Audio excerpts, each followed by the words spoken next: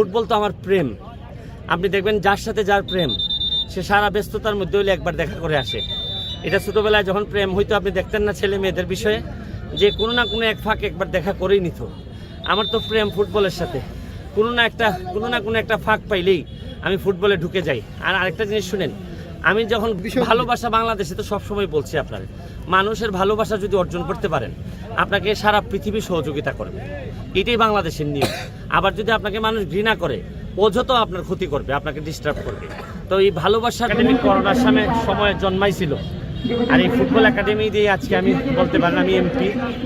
সামনের দিকে আমার অনেক পথ বাকি। আজকে যে উন্নয়নের ইতিহাস আমি একটা একটা করে তৈরি করতেছি, এইটাতে আমার একাডেমির প্লেয়ারদের অবদান আছে। এরা আগে যেভাবে ভোট চাইছে আমার জন্য, এখন উন্নয়নের কাজও আমার কথা দিছে যে 1 টাকাও এখান থেকে মারবে না।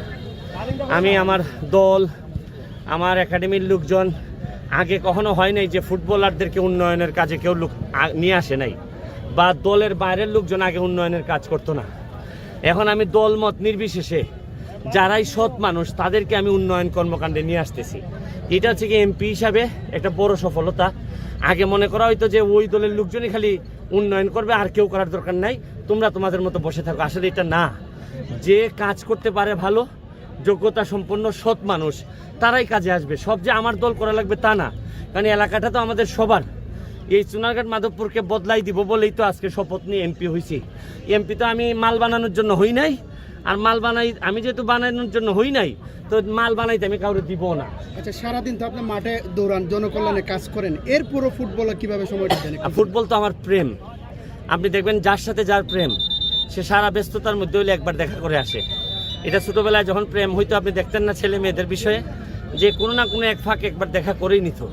আমার তো প্রেম ফুটবলের সাথে, কোনো না কোনো একটা ফাঁক পাইলেই আমি ফুটবলে ঢুকে যাই। আর আরেকটা জিনিস শুনেন, আমি যখন ঘুষ খাই না, দুর্নীতির টাকা খাই না, তাহলে খাইটা কি? খাই হচ্ছে কি আমার যে জিনিসগুলো ভালো লাগে, প্রেমের জায়গাগুলো, এর মধ্যে ফুটবল, এইটাকেই আমি খাই। এই জন্য আমি খাওয়ার সাথে সাথে ফুটবলও আগাচ্ছে, আমার এলাকার ছেলেরা আরও স্ট্রং হইতেছে এবং মানুষ আনন্দিত হচ্ছে। এর চেয়ে বেশি আমি কি করতে পারি বলেন? একটা বিষয় হলো, একজন ভক্ত দেখছি আপনাকে ভালোবেসে এটা গরু উপহার দিয়েছে। এই বিষয় ভালোবাসা বাংলাদেশে তো সবসময় বলছি আপনার মানুষের ভালোবাসা যদি অর্জন করতে পারেন আপনাকে সারা পৃথিবী সহযোগিতা করবে, এটাই বাংলাদেশের নিয়ম। আবার যদি আপনাকে মানুষ ঘৃণা করে অযথা আপনার ক্ষতি করবে, আপনাকে ডিস্টার্ব করবে। তো এই ভালোবাসার শক্তি নিয়েই তো আপনারা জানেন যে কত বড় নির্বাচনটা আমি পার হয়ে আসছি। এই ধরনের যারা ভালোবাসেন তারাই আজকে হয়তো গরু নিয়ে আসছেন। মানে ভালোবাসার এটা একটা আপনি বলতে পারেন যে ভালোবাসার এক্সপ্রেশনটা হচ্ছে গিয়ে কেউ গরু দিচ্ছেন, কেউ বিভিন্নভাবে, এইভাবেই তো আসলে আমরা সবাই মিলে।